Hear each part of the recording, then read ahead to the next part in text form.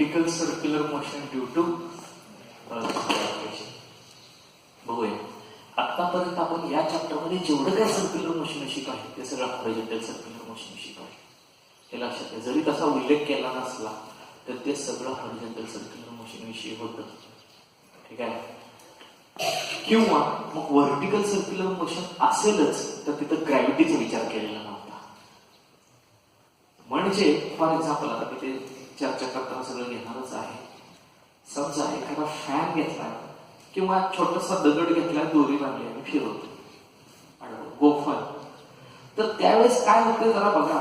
तो दगड या पोझिशन मध्ये असताना, इथं असताना, इथं आडव्या वर्तुळात हॉरिझॉन्टल म्हणतो आपण त्याला, असं चक्कर मारायला लागला तो, तर लक्षात घ्या तो इथं आहे, इथं आहे, इथं आहे, इथे कुठल्याही पोझिशन मध्ये असेल तर ग्रॅव्हिटेशनल फोर्स सेमच ऍक्ट होते ना त्याच्यावर, का वेगवेगळं ऍक्ट होते? नाही, काहीच प्रश्न येत नाही. त्यामुळे ग्रॅव्हिटीचा विचारच केला नव्हता आपण तिथं. आता आपल्याला काय करायचं आहे? व्हर्टिकल सर्क्युलर मोशन घ्यायचे. म्हणजे गोफनच आहे, छोटासा दगड घेतलाय, दोरीला बांधलाय, पण अशा उभ्या वर्तुळात फिरवतोय. सेंटर नाही आलं होतं आपण, सेंटरला फक्त असं असं असं थोडस मोशन द्यायला आपल्याला हात थोडासा व्हायब्रेट करावा लागतो, असा असं असं फिरायला लागले. अशी बॉडी ती फिरायला लागलेली आहे. हा सेंटर आहे समजा. तर अशा प्रकारे जर बॉडी फिरायला लागली तर इथं ग्रॅव्हिटीचा संबंध येतो. कारण ज्या वेळेस समजा अँटी क्लॉकवाईज करायला, ज्या वेळेस ही बॉडी वर वर वर वर वर वर चालली असते, हा हॉरिझॉन्टल डायमीटर आहे, हा व्हर्टिकल डायमीटर आहे, असं घेऊया आपण. सेंटर ओ आहे. तर ही बॉडी ज्या वेळेस या बॉटमच्या टॉपच्या पॉइंटला ए, बॉटमच्या पॉइंटला बी नाव देतो, आणि हॉरिझॉन्टल डायमीटरवरचे ह्या पॉइंटला सी आणि इकडे डी नाव देतो. हा, तर ज्या वेळेस बॉडी बी पासून ए पर्यंत मूव्ह होते त्यावेळेस त्या बॉडीला अगेन्स्ट ग्रॅव्हिटी जावं लागतंय. बघा लक्षात आहे का? कारण ग्रॅव्हिटी ओढणार आहे खाली आणि ती बॉडी वर वर वर वर वर वर चालली. अगेन्स्ट ग्रॅव्हिटीसाठी म्हणजे स्पीड काय होत जाईल? कमी कमी कमी कमी होत जाईल. आणि त्याच्या नेमकं उलट बी पासून ए पासून बी पर्यंत ज्यावेळेस बॉडी येते अशी इकडून, त्यावेळेस काय होणार आहे? ती ग्रॅव्हिटीच्या दिशेने येते. त्यामुळे आपोआपच ग्रॅव्हिटी त्याला ओढणार आहे आणि त्याचं स्वतःच स्पीड आणि ग्रॅव्हिटी अजून ओढते, म्हणजे स्पीड काय होणार आहे? त्याचं वाढणार आहे. हॉरिझॉन्टल सर्क्युलर मोशन मध्ये हीच बॉडी जर फिरवली आपण तर तिथं प्रत्येक पोझिशनला आता सांगितलं मी ग्रॅव्हिटी काय आहे? सेमच ऍक्ट होते. त्यामुळे तिथं काय प्रश्न येतो? स्पीड वाढायचा, स्पीड कमी व्हायचा. बघा आता uniform circular motion, uniform circular motion आपण काय घेतलं होतं की motion of the body along the circumference of a circle with constant linear speed. Speed म्हणतोय, व्हेलॉसिटी नाही म्हणायचं, कारण डायरेक्शन सारखी बदलते ना. किंवा अँग्युलर व्हेलॉसिटीची जी कॉन्स्टंट आहे किंवा ज्याचं लिनियर स्पीड किंवा लिनियर व्हेलॉसिटीची मॅग्निट्यूड ज्याची कॉन्स्टंट आहे त्याला आपण युनिफॉर्म सर्क्युलर मोशन म्हटलं होतं. मग युनिफॉर्म सर्क्युलर मोशन मध्ये समजा एक चक्कर मारायला 2 सेकंद लागतात तर प्रत्येक वेळी 2 सेकंद लागतील, कारण प्रत्येक ठिकाणी स्पीड काय आहे? सेमच आहे. त्यामुळे एक चक्कर मारायला 2 सेकंद लागले की पुढचे चक्कर मारायला 2 सेकंद, त्याच्या पुढचे चक्कर मारायला 2 सेकंद, त्याच्या पुढचे चक्कर मारायला 2 सेकंद. किंवा एका युनिट टाइम मध्ये किती चक्कर मारले? त्याला समजा 6 चक्कर मारले तर प्रत्येक वेळी एका सेकंदात तो 6 चक्कर मारले. बरोबर आहे? ती युनिफॉर्म सर्क्युलर मोशन होती. पण नुसते एका सेकंदात सेम चक्कर मारतो असं असलं म्हणून युनिफॉर्म सर्क्युलर मोशन आहे असा गैरसमज करून घेऊ नका. तुम्ही म्हणणार एका सेकंदाला प्रत्येक वेळी 6 चक्कर मारतो, मोशन युनिफॉर्म आहे का नॉन युनिफॉर्म? तुम्ही मॅक्झिमम लोक म्हटलं असतं युनिफॉर्म. आता मला सांगा ती सिच्युएशन मी इथं घेतो. इथं बॉडी सी या ठिकाणावर निघाली आणि सी या ठिकाणीच आली, एक चक्कर झाली, प्रत्येक वेळी अशी चक्कर मारला 2 सेकंद लागतो. ही मोशन युनिफॉर्म आहे? ही मोशन युनिफॉर्म सर्क्युलर मोशन आहे का? प्रत्येक वेळी 2 सेकंद लागले, मग मोशन युनिफॉर्म आहे का? नाहीये का? का युनिफॉर्म का नाहीये? हा, स्पीड कमी जास्त होते. कोणी सांगितलं? स्पीड कमी जास्त होते म्हणून कोणी सांगितलं? आता तुम्ही सांगितलं.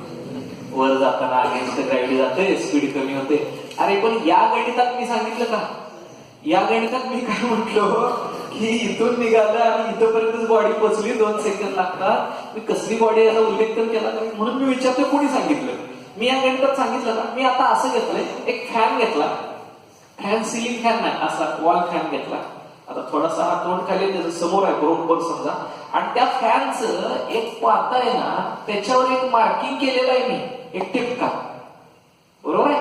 आता तो पॉइंट काय करेल रे, व्हर्टिकल सर्क्युलर मोशन करा. असा तोंड करूया ना तुमच्याकडे, व्हर्टिकल सर्क्युलर मोशनच करते का नाही. ह्याचं काय वर जाताना स्पीड वाढते, खाली येताना स्पीड कमी होते. मग ही कसली मोशन युनिफॉर्म आहे, बरोबर आहे. पण तुम्ही जाता नॉन युनिफॉर्म आहे, सारखं उत्तर चेंज करताय. एकदा युनिफॉर्म म्हणता, एकदा नॉन युनिफॉर्म म्हणता. अजून तिसरी काय माहिती सांगितली तर म्हणणार नाही युनिफॉर्म आहे, कधी म्हणणार नॉन युनिफॉर्म. मी तुम्हाला या गणितात पूर्ण माहितीच दिली नव्हती. अर्धवट माहितीवर तुम्ही प्रश्न ऐकला आणि उत्तर सांगायची घाई केली. यासाठी लक्षात ठेवा, विशेषतः ऑब्जेक्टिव्ह प्रश्नाला पूर्ण प्रश्नात काय दिली आहे माहिती त्याचं आकलन आधी करून घ्यायचं, मग उत्तर लिहायला जायचं. आधी लगेच उत्तर लिहायला जायचं नाही. मी तुम्हाला आधी नुसती थोडी माहिती सांगितली फसवायसाठी, की म्हणजे ती माहिती पण बरोबरच सांगितली तुम्ही, पण त्या माहितीचा या सिच्युएशनशी संबंध मी घेतलाच नव्हता ना. वर वर वर बॉडी चालली, स्पीड कमी होईल, बरोबर आहे. खाली खाली खाली चालली, स्पीड वाढेल. गोफन घेतली तर, मी फॅनचा पार्टिकल घेतला तर फॅनला फिरवायला त्याची मोटर असते, लक्षात ठेवा. का फॅनचं असं होईल, वर जाताना स्लो होतंय, खाली येताना फास्ट, म्हणजे इकडचं पात्र फास्ट पळते, इकडचं पात्र स्लो पळते, असं म्हणायचं आहे का तुम्हाला, बरोबर आहे.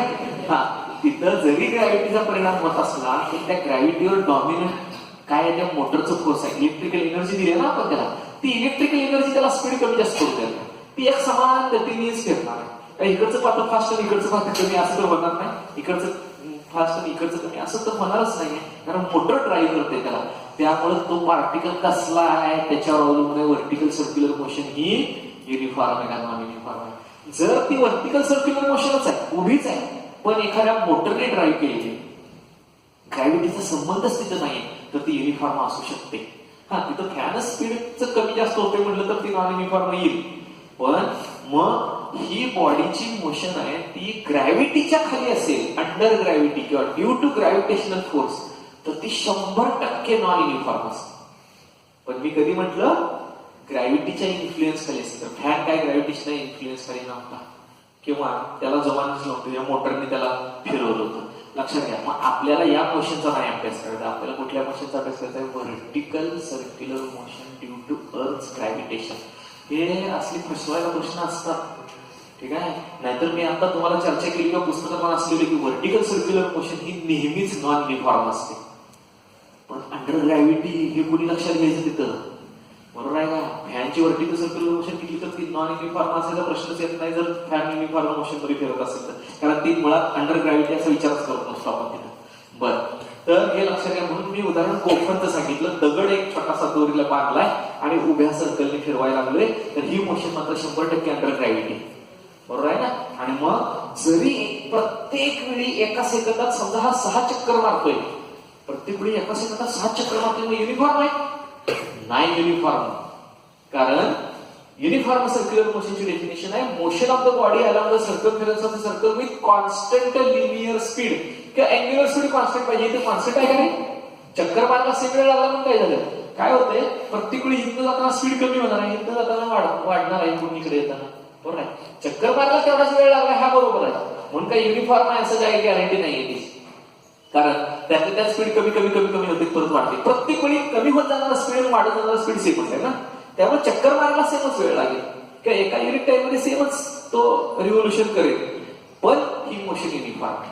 म्हणजे जर एखाद्या बॉडीची vertical circular motion due to gravitational force किंवा अंडर ग्रॅव्हिटी होत असेल तर it is always non uniform motion, because when body moves from bottom point to top point it moves against the gravity and its velocity is opposed by the gravity, therefore its velocity go on decreasing. On the other hand, when it comes from highest point to bottom point, it moves in the direction of the gravity. Gravity helps its motion and that's why its speed is go on increasing. म्हणजे वर वर वर वर जाताना bottom कडून top कडे slow down होणार आहे आणि टॉप कडून बॉटम कडे जाताना स्पीड वाढणार आहे, स्पीड घेणार आहे ती बॉडी. आणि म्हणून ही मोशन कधीही युनिफॉर्म असणार नाही, जरी number of revolution per second same असले, एक रिव्होल्युशन पूर्ण करायला सेमच कालावधी लागत असला तरी सुद्धा ही मोशन नॉन युनिफॉर्म आहे. म्हणजे आता एक कन्क्लुजन आपण इथे काढू शकतो काय, की vertical circular motion due to gravity is always non uniform motion. ठीक आहे. Whether it complete same number of revolution in given time in unit time, though it is non uniform motion, non uniform circular motion. जरी ते same number of revolution दिलेल्या time मध्ये करत असेल तरी सुद्धा ती नॉन युनिफॉर्म आहे, कारण त्याचं स्पीड कमी असते. स्पीड कमी जास्त झालं, स्पीड कॉन्स्टंट नाही राहिलं की त्याला नॉन युनिफॉर्म म्हणतो. लक्षात आलं का? मग अशी जर नॉन युनिफॉर्म किंवा motion vertical circular motion under gravity असेल तर त्याच्या एनर्जी बाबतीत काय होतं, हा पार्टिकल वर वर वर वर वर चालला, एनर्जी कमी कमी कमी होते, कायनेटिक एनर्जी, कारण स्पीड कमी होते ना, आणि इकडून इकडे यायला लागली स्पीड वाढते, ते कायनेटिक एनर्जी वाढते.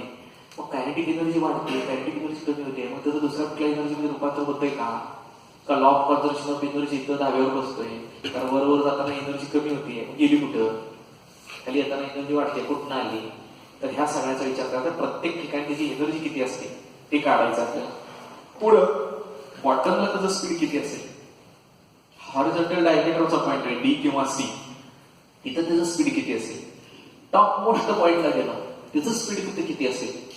पुढं दोरीच्या सहाय्याने जर आपण फिरवत असू, समजा छोटीशी बॉडी बांधून आपण, तर टॉपला असताना टेन्शन किती असेल, त्या दोरीला ताण येणार आहे ना, टेन्शन किती असेल. बॉटमला असताना किती असेल, इथं असताना किती असेल, कुठल्याही मधल्या पॉइंटला टेन्शन त्या दोरीचं किती असेल. असे आपल्याला 3 टप्प्यात त्याचे फॉर्म्युले काढायचे. टेन्शन इन द स्ट्रिंग काढायचं वेगवेगळ्या पोझिशनला. नंबर 2 त्याची वेगवेगळ्या पोझिशनची व्हेलॉसिटी काढायची.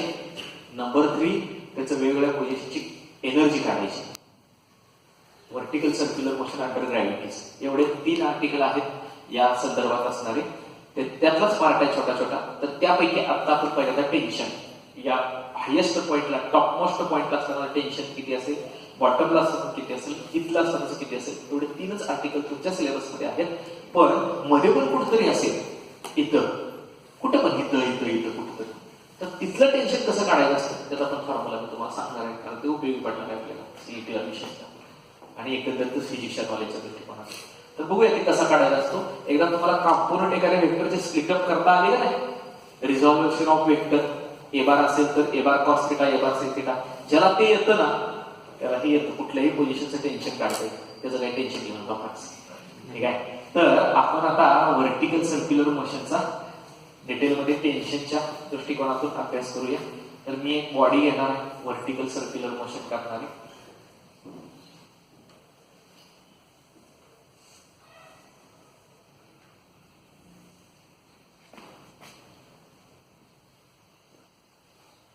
हा त्याचा हॉरिझॉन्टल डायमीटर, मगाशी सांगितलं मी डीसी असं नाव दिलेलं.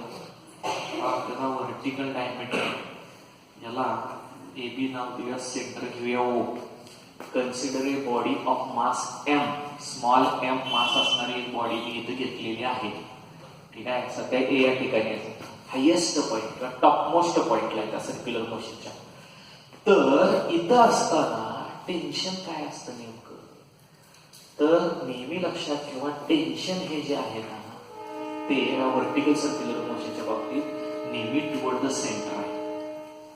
ठीक आहे. त्यांचे ताण पडलेला असतो दोरीला, कारण सेंट्रीफ्युगल फोर्स, पुस्तकात सेंट्रीफ्युगल फोर्सचा उल्लेखच केलेला नाही आर्टिकल मध्ये. ठीक आहे. तरी पण मी तुम्हाला सांगतोय सेंट्रीफ्युगल फोर्स अवे फ्रॉम असतो, कारण कुठल्याही दोरीला ताण कधी पडेल, विरुद्ध दिशेने ओढलं तरच ना. एका दिशेने ओढायला तर ताण पडेल नाही, त्याला कधीच शक्य नाही. Centrifugal force away from centre असतो आणि मग centripetal force toward the centre असतो. दोन्हीकडे फोर्स आहे म्हणून ताण पडत असतो, हे लक्षात ठेवायचं. बरं, तर मी सांगितलं तुम्हाला सेंट्रीफ्युगल फोर्सचा विचार पुस्तकात केलेला नाही, त्याच्या इथे त्यांनी वेगळा विचार केला. काय केला ते सांगतो मी तुम्हाला, ते पण पर्यायी सांगतोय. सगळंच पुस्तकात असलेलं पुस्तकात नसलेलं हे दोन्ही सांगतोय. व्हर्टिकल डायमीटर वाकडा नाही याला. हा,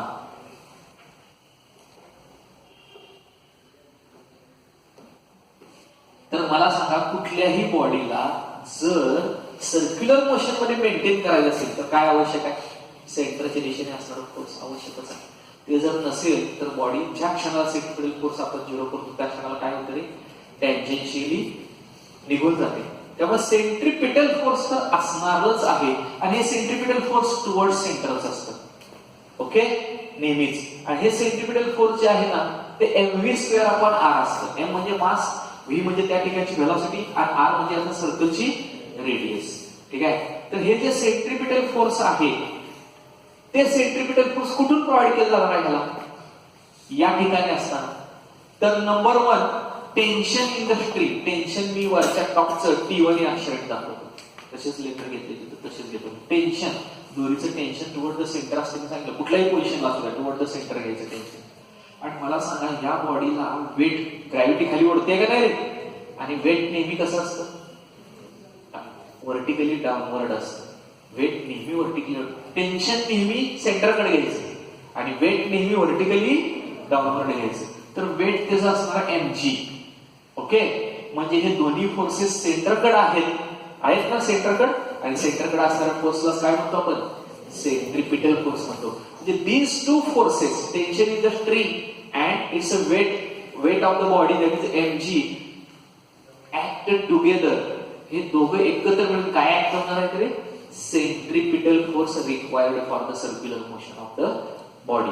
या बॉडीच्या सर्क्युलर मोशन साठी आवश्यक असणारे जे काही सेंट्रिपिटल फोर्स आहे ते हे ऍक्ट होणार आहे.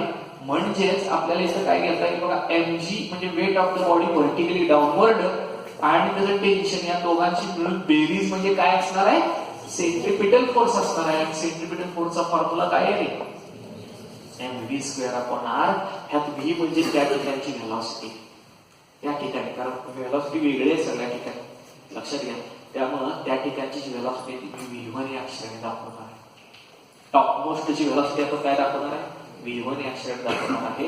r म्हणजे या सर्कलची रेडियस आहे, m म्हणजे त्या बॉडीचं मास आहे, T1 म्हणजे टॉपमोस्ट ठिकाणी असतानाचं टेन्शन आहे आणि mg म्हणजे तिथलं वेट आहे. ठीक आहे. वेट व्हर्टिकली डाऊनवर्ड असणार, टेन्शन टुवर्ड द सेंटर असणार. याच्यावरून आपल्याला टॉपमोस्ट पोझिशनला असताना टेन्शन किती असतं याचा फॉर्म्युला काढता येतो. आणि हे टेन्शन किती असेल हे mg जाणार तिकडं, म्हणजेच काय येणार बघा, mv1² upon r minus mg झालेला इक्वेशन नंबर 1. तर this is the expression for tension in the string in vertical circular motion under gravity at highest point किंवा ऍट टॉपमोस्ट पॉइंट. ज्यावेळेस body vertical circular motion under gravity फिरत असते तर ती topmost पोझिशनला असते, त्यावेळेस त्या दोरीमध्ये निर्माण झालेलं, स्ट्रिंग मध्ये निर्माण झालेलं हे टेन्शन T1 या फॉर्म्युलेने आपल्याला काढता येईल. त्यात v1 म्हणजे मी सांगितलं टॉपमोस्ट पोझिशनला असतानाची त्याची व्हेलॉसिटी आहे. हेच टेन्शन वेगळ्या पद्धतीने पण काढता आलं असतं. पुस्तकात जे दिले ते मी आता सांगितलं, मी तुम्हाला दुसरी एक पद्धत सांगतो टेन्शन काढायची. पहा, मी तुम्हाला ह्याच्या अगोदर म्हटलं इथं बॉडी आहे, जर दोरीला काट पडत असेल तर दोन्ही बाजूने ओढलं पाहिजे तरच टेन्शन येईल त्याला.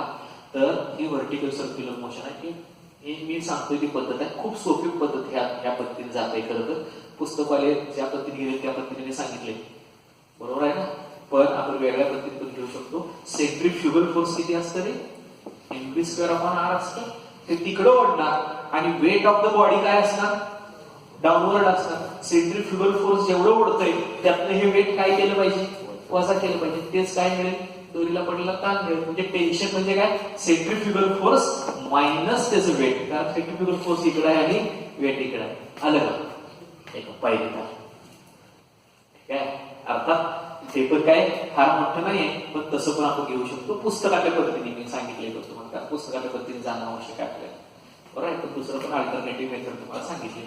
आता ही झाली एक केस, टॉपमोस्ट पोझिशनला असणारं टेन्शन. आता बॉटमला आला. मी तुम्हाला दोन आयडिया बघा सांगितले. काय? वेट हे नेहमी व्हर्टिकली डाऊनवर्ड असतं, कुठे पण बॉडी असू दे. मग मला सांगा, इथं बॉडी आहे, वेट कसं असणार? वेट व्हर्टिकली डाऊनवर्डच असणार आहे, mg, बरोबर आहे का? बी या ठिकाणी. पण टेन्शन नेहमी कुठे घ्यायचं मी सांगितलं तुम्हाला? टुवर्ड्स द सेंटर घ्यायचं. हे टेन्शन बॉटमच्या बी या ठिकाणचं टेन्शन T2 असेल तर टेन्शन या बाजूला आहे आणि वेट मात्र या बाजूला आहे. पण मला सांगा, सेंट्रिपिटल फोर्स जे असतं ते टुवर्ड द सेंटर असतं. ते सेंट्रिपिटल फोर्स मग काय ऍक्ट होईल बघा, ह्या टेन्शन मधनं हे एवढं mg काय केलं पाहिजे? तुम्हाला वजा केलं पाहिजे. ती वजाबाकी जी काय राहील ते म्हणजे तिथं काय असणार आहे? सेंट्रिपिटल फोर्स असणार आहे. म्हणजे ह्या T2 मधनं, लक्षात घ्या, इथं हा, इथं T1 मध्ये आपल्याला mg मिसळायला लागत होतं वर, कारण दोघांची डायरेक्शन सेम होती. T1 इकडे mg इकडे, T1 इकडे mg इकडे, बेरीज करायची, त्यामुळे काय प्रश्न नाही, mg तिकडे घ्या. का तर इथं मला काय करायचं आहे, याच्यातून त्याचं वेट काय होईल रे, वजा होईल, आणि ते येईल net force toward the centre, and this force act as centripetal force required for the circular motion, आणि mv2 square upon r. v2 या ठिकाणची व्हेलॉसिटी मी v2 या अक्षरात दाखवली, कारण व्हेलॉसिटी वेगळी आहे ना. इथनं खाली खाली खाली येताना स्पीड काय होते, त्याचं वाढतंय, आणि इथनं वर जाताना स्पीड कमी होते. म्हणजे प्रत्येक क्षणाची त्याची व्हेलॉसिटी वेगळी आहे, आणि ते v2 असं अक्षर वापरले. आणि याच्यावर मला सांगा, टेन्शन बॉटमच्या ठिकाणी असणारे टेन्शन कसं येईल, हे तिकडं जाईल म्हणजे काय येईल रे, mv2 स्क्वेअर अपॉन r. हा मायनस आला तर तिकडे गेल्यावर काय होईल रे, प्लस झाला. ओके, तर this is the expression for tension at the bottom. बॉटमला एवढं टेन्शन तिथं निर्माण होईल. बघा लक्षात आहे का, हे टॉप आणि बॉटम दोन्ही ठिकाणची टेन्शनची फॉर्म्युले त्यांनी दिलेली आहे. ठीक आहे, आता मी माझ्या पद्धतीने सांगतो टेन्शनचा फॉर्म्युला कसा काढता आला. सेंट्रीफ्युगल फोर्स कुठला असतो, या ठिकाणी centrifugal force away from centre असतो. बरं, वेट पण कसं आहे, खालीच आहे. दोघांची बेरीज म्हणजेच या दोन्हीवर पडलेला ताण आला, बरोबर आहे का. म्हणजे टेन्शन म्हणजे काय आलं, बॉटमच्या ठिकाणचं centrifugal force mv2 square upon r plus त्याचं वेट. बरं, असं पण काढता येईल. पण मी सांगितलं पुस्तकात सेंट्रिपिटल फोर्सचा विचार केलेला, आणि सेंट्रिपिटल फोर्स म्हणजे टेन्शन आणि वेट यांची वजाबाकी येईल, कारण अपोजिट डायरेक्शन आहे. इथं दोघांची बेरीज येईल सेंट्रिपिटल फोर्स म्हणजे, कारण सेम डायरेक्शन, त्यामुळे त्याने असं काढलेलं टेन्शनचे फॉर्म्युले. आता हे दोनच फॉर्म्युले पुस्तकात काढले टेन्शनचे. मी तिसरा एक फॉर्म्युला तुम्हाला काढून दाखवणार, कुठल्याही पोझिशनला असेल तर कसं काढायचं टेन्शन. ठीक आहे, ज्याला रिझोल्युशन ऑफ वेक्टर किंवा स्प्लिटिंग ऑफ वेक्टर येते ना, त्याला फार सोपं आहे. आणि प्रश्न असतात असे सीईटीला, विशेषतः जेडब्ल्यू नीटला, की इथं कुठेतरी बॉडी कुठल्याही पोझिशनला घेतली आता, हा, तर त्यावेळेच त्याचं टेन्शन कसं काढायचं. तर यावेळेस काय करावं लागेल तुम्हाला, हे जोडावं लागेल. हा ओ इथं पॉइंट आहे, आणि हा जो अँगल आहे समजा तो थीटा आहे.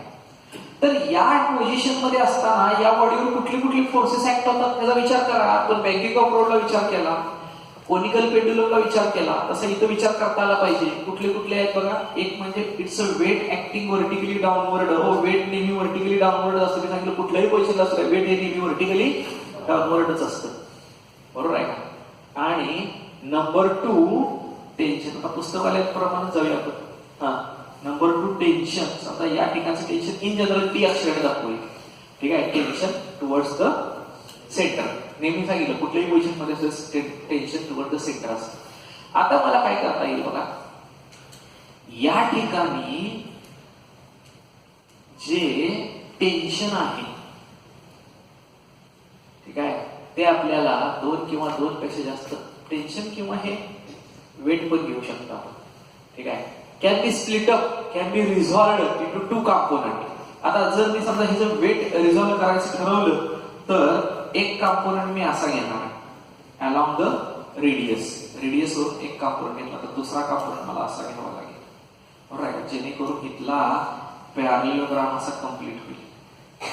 इथं असं घेतलं तर आता मला सांगा हे व्हर्टिकल आहे, हे जरा मोठी काढू काढेल, वेट खाली घेतो असं जास्त. ओके, हे मला असं खाली वाढवता येईल आणि हे घेता येईल. तर हे असं एकाच लाईन मध्ये आलं पाहिजे.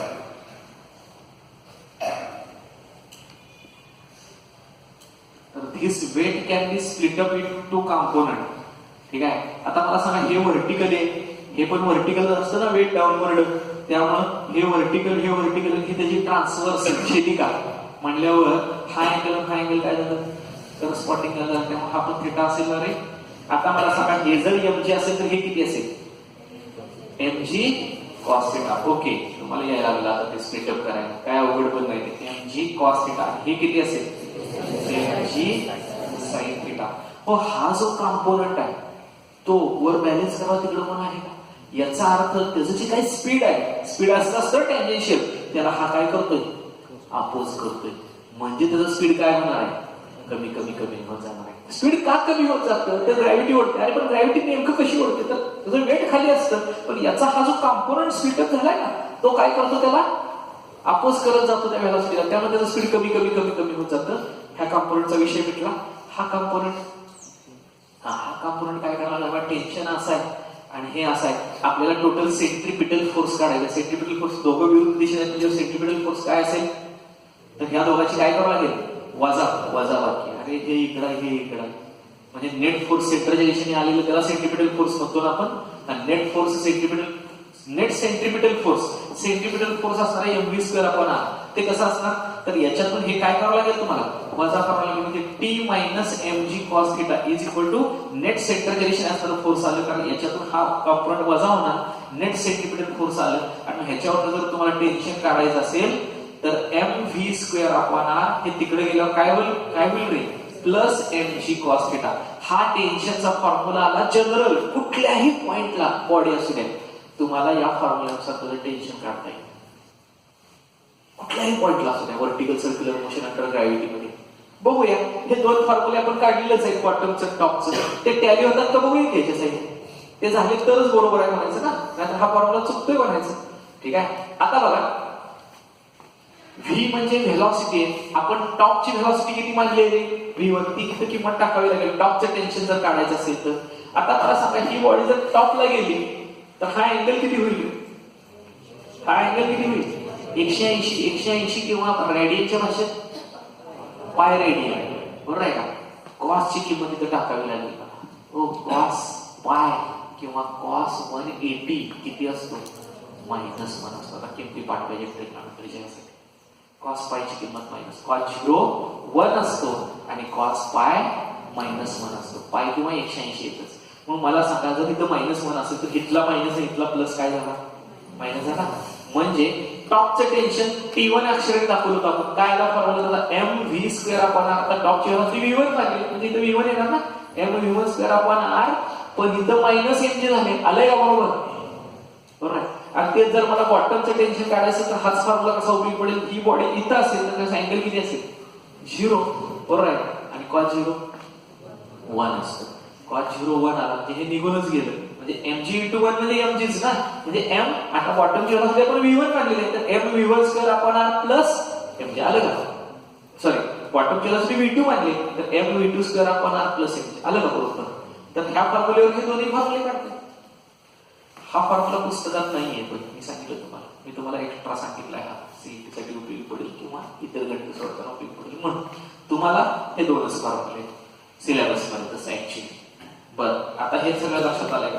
हे कॉम्पोनंट ज्याला स्प्लिटअप करता येतात त्याला भरपूर गणित सुटतात. याच्यावर आधारित असणारी सगळीच गणित फिजिक्स मध्ये, या चॅप्टरची नव्हे, बाकीची पण.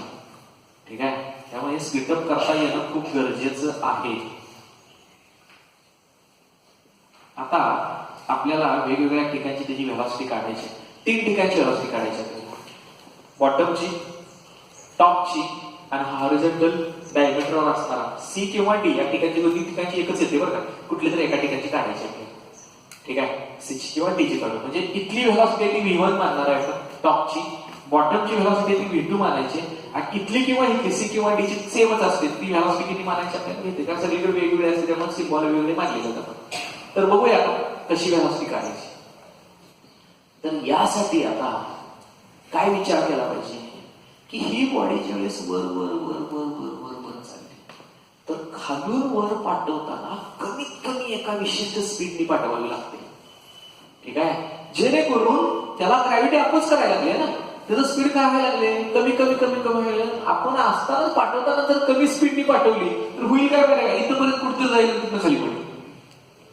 समजा आपण बॉडी एवढ्या स्पीडने पाठवली, छोटासा दगड घ्या, दोरी बांधा आणि असं करा, थोडस दगड इथपर्यंत जाईल, तिथनं खाली पडेल.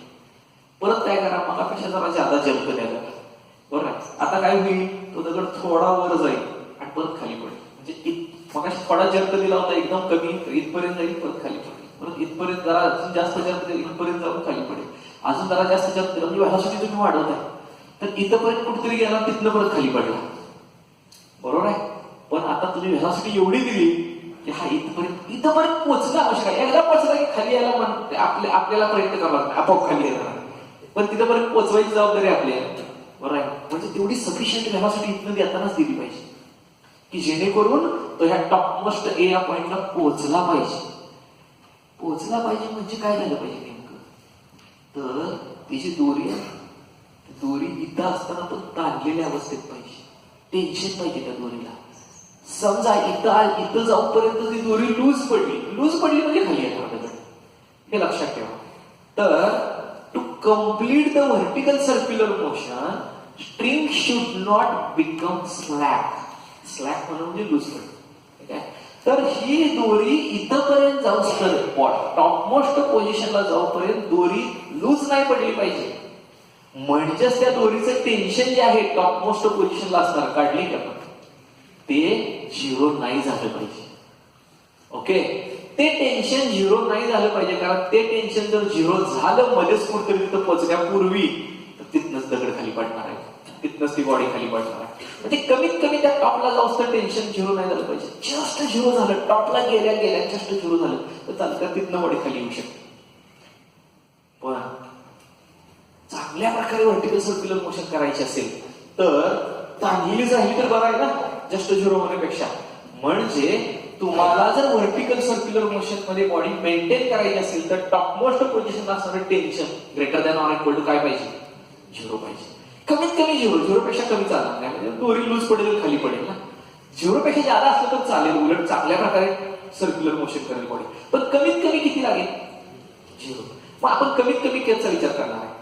तर to body continue in vertical circular motion tension at the top must be greater than or equal to zero. सध्या तरी मी टॉपचं टेन्शन झिरो घेणार. ठीक आहे, आता मला सांगा टॉपच्या टेन्शनचा फॉर्म्युला इक्वेशन नंबर 1 मध्ये ते झिरो घेतलं तर काय काय आलं बघा बरं, mv1 upon r minus mg आलं.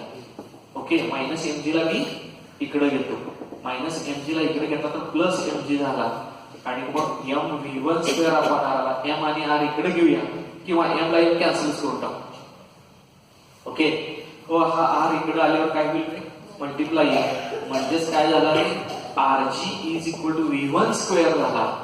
आणि मग ही बाजू इकडे ही बाजू इकडे लिहिली तर v1 is equal to rg झाला, आणि मग v1 is equal to root rg. तर this is the expression for minimum velocity at the highest point. ही कमीत कमी व्हेलॉसिटी एवढी पाहिजे. जर बॉडी व्हर्टिकल सर्क्युलर मोशन मध्ये मेंटेन करायची असेल, तुम्हाला कंटिन्यू ठेवायची असेल, अंडर ग्रॅव्हिटी चाललंय आपण सगळं, तर टॉपमोस्ट पोझिशनला असताना कमीत कमी त्याची व्हेलॉसिटी एवढी पाहिजे. ह्याच्यापेक्षा जर कमी असेल, पण व्हेलॉसिटी जर ह्याच्यापेक्षा कमी असेल तर ते टेन्शन निगेटिव्ह मध्ये जाईल, दोरी लूज पडणार, खाली पडणार बॉडी. ह्याच्यापेक्षा जादा असलं तर चालेल, ह्याच्यापेक्षा टेन्शन ह्याच्यापेक्षा जादा असलं तर चालेल ना. ह्याच्यापेक्षा जादा म्हणजेच व्हेलॉसिटी ह्याच्यापेक्षा जादा असलं चालेल, कारण व्हेलॉसिटी वाढली की टेन्शन वाढणार. ठीक आहे, टेन्शनचा फॉर्म्युला व्हेलॉसिटीवर अवलंबून आहे, व्हेलॉसिटी वाढली की टेन्शन वाढणार आहे. पण व्हर्टिकल सर्क्युलर मोशन जस्ट कसं तरी कम्प्लीट करायचे असेल, त्याला कसं तरी अगदी एकदम मिनिमम केसमध्ये राहायचं असेल तर कमीत कमी व्हेलॉसिटी एवढी तरी पाहिजे. ओके, ह्याच्यापेक्षा जरा जरी कमी व्हेलॉसिटी असेल तर बॉडी इथपर्यंतच कुठं पोहोचणार, खाली पडणार, व्हर्टिकल सर्क्युलर मोशन कम्प्लीटच होणार नाही, हे लक्षात घ्या. ठीक आहे, body will not continue vertical circular motion if velocity at the top is less than this value. या व्हेलॉसिटी पेक्षा कमी जर व्हॅल्यू असेल तर बॉडी सर्क्युलर मोशन मेंटेन करणारच नाही. बरोबर आहे, सर्क्युलर मोशन ती व्हर्टिकल सर्क्युलर मोशन नंतर ग्रॅव्हिटी स्टॉप होईल किंवा वेगळी काहीतरी मोशन होईल त्याची. म्हणजे हे काय आहे, मिनिमम स्पीड आहे, minimum speed at the top in order to maintain the vertical circular motion under gravity. ग्रॅव्हिटीच्या खाली सर्क्युलर मोशन जर मेंटेन करायचे असेल तुम्हाला तर टॉपला त्या बॉडीचं स्पीड कमीत कमी एवढं पाहिजे. ह्याच्यापेक्षा ज्यादा स्पीड फिरवलं तर चांगल्या प्रकारे फिरवलं, मी सांगितलं तुम्हाला. त्यापेक्षा कमी स्पीड फिरवलं तर नाही सर्क्युलर मोशन कंटिन्यू राहणार. तर हे मिनिमम स्पीडचे फॉर्म्युले. ओके, तसंच आपल्याला आता काय करायचंय, बॉटमला असतानाचं मिनिमम स्पीड किती असतं ते काढायचं. अर्थात त्याच्यापेक्षा इथं काय पाहिजे, जादा पाहिजे एवढं तर करायचं, कारण वर स्पीड काय होत जाते, कमी होत जाते. ती कमीत कमी स्पीड आली, त्याच्यापेक्षा जादा असेल तर पाहिजे. बघूया की यात का पर्याय तसा. ठीक आहे, तर आता या ठिकाणी तुम्हाला जर त्याचं मिनिमम स्पीड काढायचं असेल तर तुम्हाला पोटेन्शियल एनर्जीचं सगळं माहित पाहिजे, जे परत थेट 9वीला होतं. परत 9वीच्या वर्गात जायचं आपल्याला. ठीक आहे, कारण पोटेन्शियल एनर्जीचं जोपर्यंत समजत नाही तोपर्यंत तिथनं पुढचं आर्टिकल समजणार नाही. ते पोटेन्शियल एनर्जी काय प्रकार, पोटेन्शियलचा फॉर्म्युला तर माहिती आहे कोणाला? हा, समजा इथं जमीन,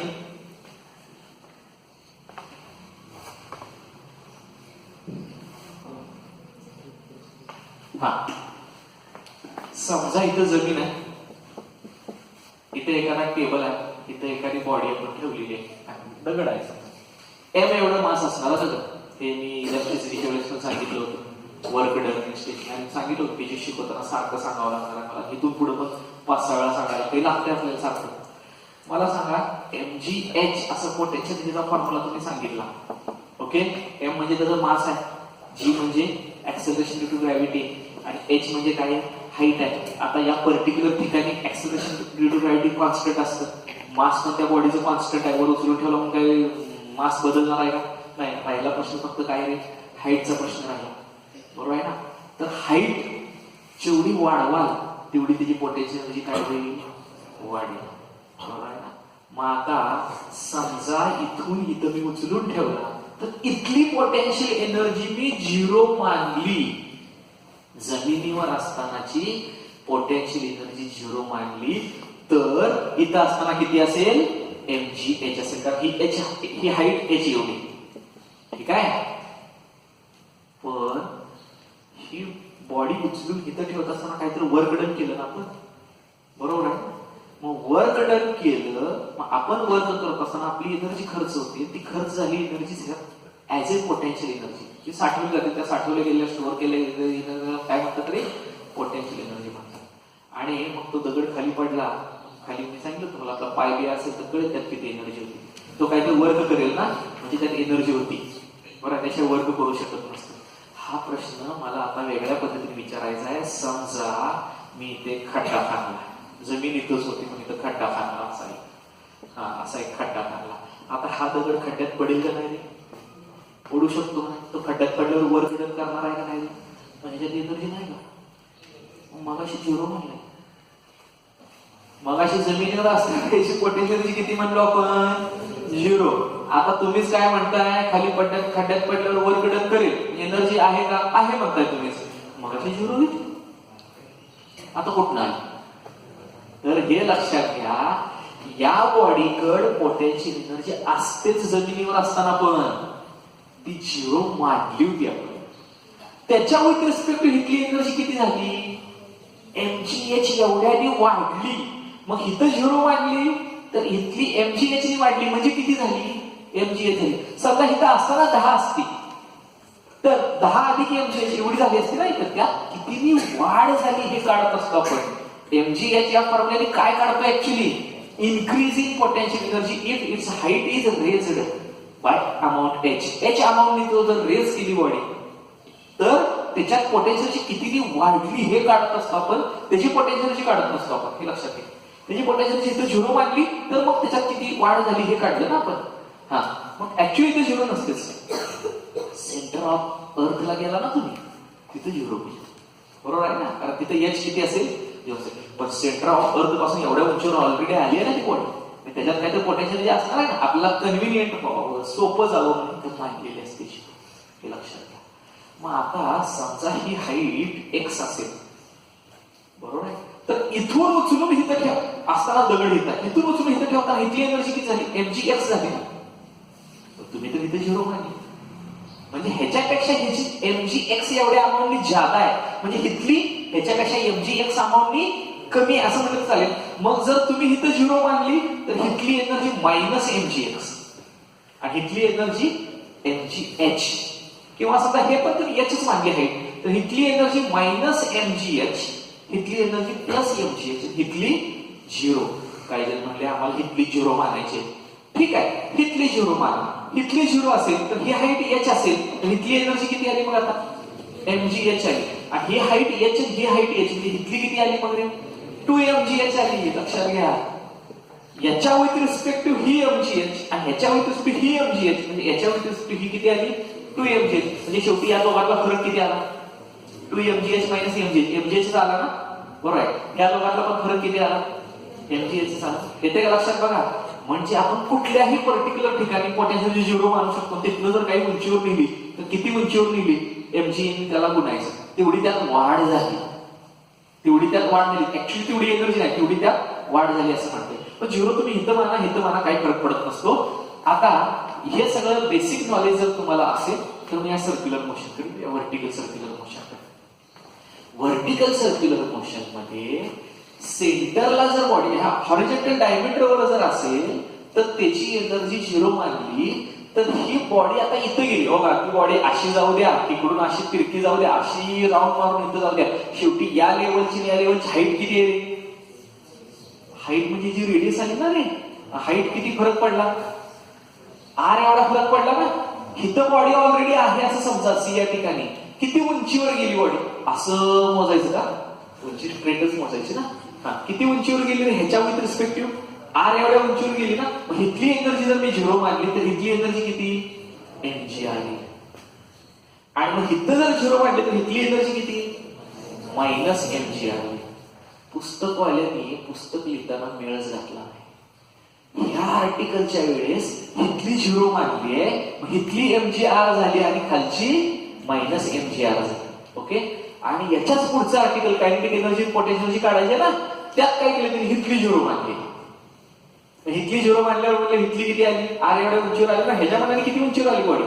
आर हे उंची अशी लेवल बघायची असते, लेवल आर एवढ्या उंचीवर आली म्हणजे हिथली किती झाली? mgr झाली. आणि हिथनं हिथं गेली तर 2r एवढी उंची गेली म्हणजे किती झाली? 2 mgr. ओके. हिथं झिरो मानली तर हिथं 2 mgr म्हणजे दोघांचा शेवटी फरक 2 mgrच येणार.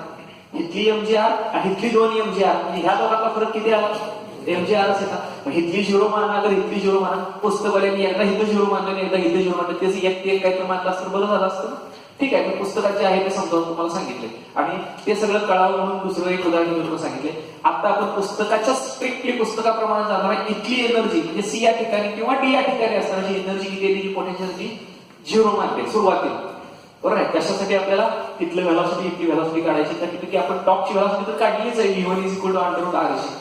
बरोबर आहे. ए या ठिकाणची व्हेलॉसिटी म्हणजे टॉप मोस्ट पॉईंटची व्हेलॉसिटी, मला बी या ठिकाणची व्हेलॉसिटी काढायची.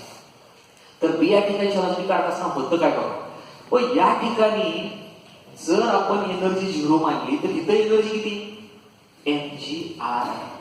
इथं एनर्जी किती होणार आहे बॉडी आल्यानंतर?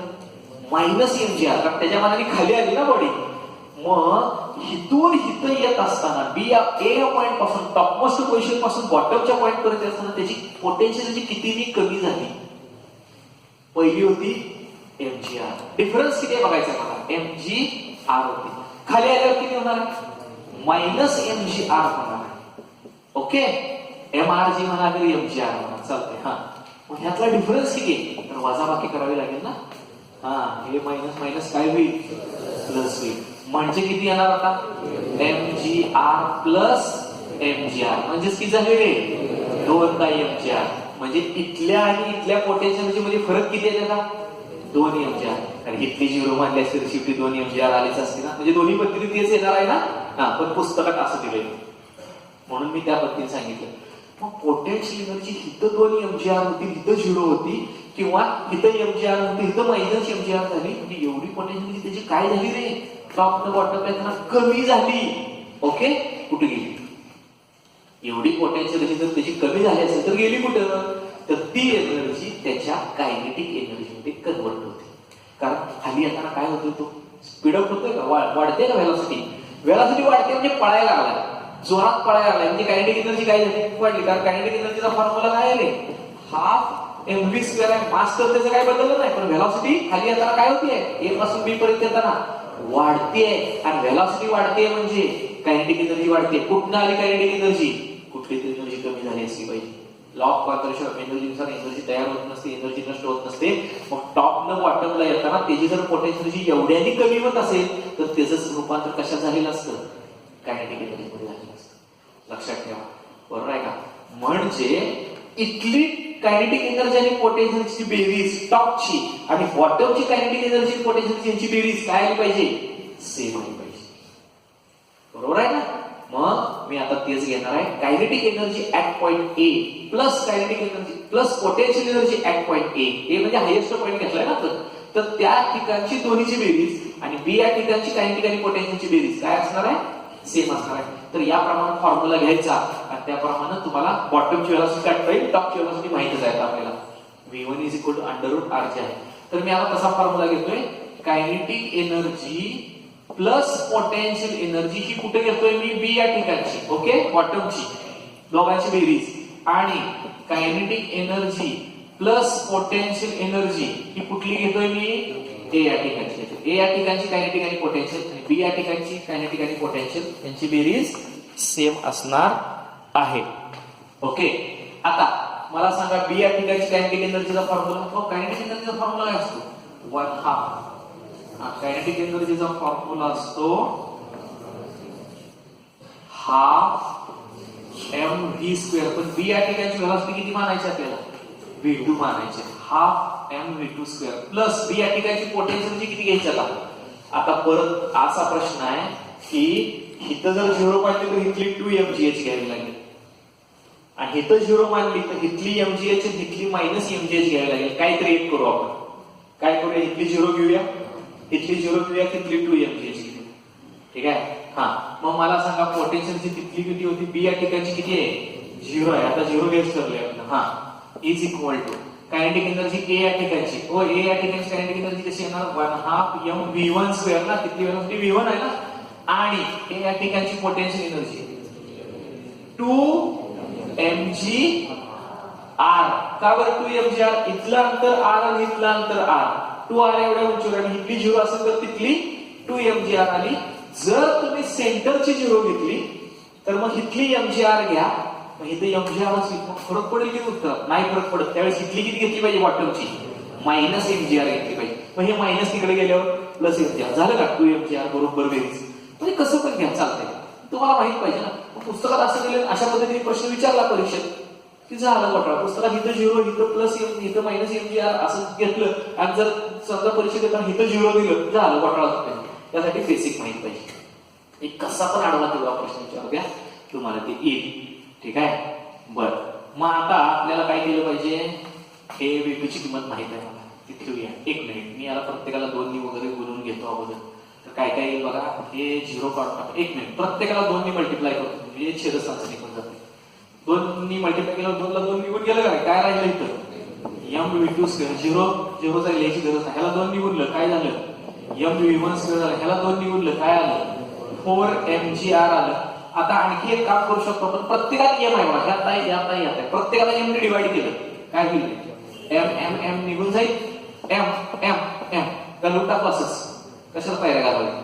हा, v2² काढायचा आहे बरं का. हा, v1 ची किंमत √rj, त्याचा वर्ग आहे बरं का. तर √rg चा स्क्वेअर येईल, आणि इथं काय आहे रे? 4rg. gr म्हणण्यापेक्षा rg म्हणजे इथं पण rg आहे. तो स्क्वेअरला स्क्वेअर रूट गेले म्हणजे v2 किती आलं? rg प्लस 4rg, म्हणजेच v2² किती आलं? 5rg आलं. म्हणजेच ह्याच्यावर v2 चा फॉर्म्युला काय आला? √5rg. This is the expression for, त्याला इक्वेशन नंबर समजा 3 म्हटलं, ह्याला 4. हा, तर this is the expression for minimum velocity in case of vertical circular motion at bottom. बॉटमला त्या बॉडीची कमीत कमी व्हेलॉसिटी एवढीच पाहिजे. जर ह्याच्यापेक्षा कमी व्हेलॉसिटी असेल तर ती बॉडी मध्येच कुठतरी जाईल. String will become slack and vertical circular motion will not continue. Vertical circular motion ती बॉडी राहू शकणार नाही जर ह्याच्यापेक्षा कमी व्हेलॉसिटी दिली तर. लक्षात घ्या. ठीक आहे. कारण त्याला ग्रॅव्हिटी खाली ओढती आहे ना, आणि जर ह्याच्यापेक्षा कमी व्हेलॉसिटी असेल तर वर कुठतरी जाईल, मध्येच कुठतरी स्ट्रिंग लूज होणार आणि खाली पडेल बॉडी. म्हणजे to complete the vertical circular motion by the body, its velocity at bottom must be greater than or equal to this quantity. याच्यापेक्षा जास्त असली तर चालेल, उलट चांगल्या प्रकारे टेन्शन दोरीला येईल, चांगल्या प्रकारे व्हेलॉसिटी, चांगल्या प्रकारे सर्क्युलर मोशन मेंटेन होईल. ह्याच्यापेक्षा कमी असेल चालणार. ठीक आहे. ह्याच्यापेक्षा कमी असली की काय येईल लक्षात आलं. म्हणजे ह्या ज्या फॉर्म्युले काढले जातात त्या मिनिमम व्हेलॉसिटी काढलेले आहेत, फॉर्म्युले ते लक्षात घ्या. ठीक आहे. तर त्या ठिकाणी तेवढी कमीत कमी पाहिजे, त्यापेक्षा जादा असू शकते, असले तर चालेल, तर ते कमीत कमी व्हेलॉसिटीचे फॉर्म्युले आहेत ते तुम्ही लक्षात ठेवलं पाहिजे. हे झालं टॉपचं. हे झालं बॉटमचं. आता हॉरिझॉन्टल डायमीटर. हॉरिझॉन्टल डायमीटरवरची जर त्याची आपल्याला व्हेलॉसिटी काढायची असेल, ठीक आहे, तर ती कशी काढावी लागते? बंद पडली तर हॉरिझॉन्टल व्हेलॉसिटीची त्याची कशी काय काढावी लागेल? तर परत तोच फॉर्म्युला वापरायचा. कुठलेही ए आणि सी या ठिकाणची तुलना करा, अगर बी आणि सी या ठिकाणची तुलना करा तरी चालते, ठीक आहे. तर बी आणि सी या ठिकाणची तुलना करून दाखवतो, किंवा ए आणि सी ची. पुस्तकात कसं घेतलंय आपण त्याप्रमाणे पुस्तकात energy at C is equal to B. हा, बी आणि सी च घेतले, ठीक आहे. मी असाच फॉर्म्युला आता बी आणि सी साठी लिहून दाखवतोय. पहा,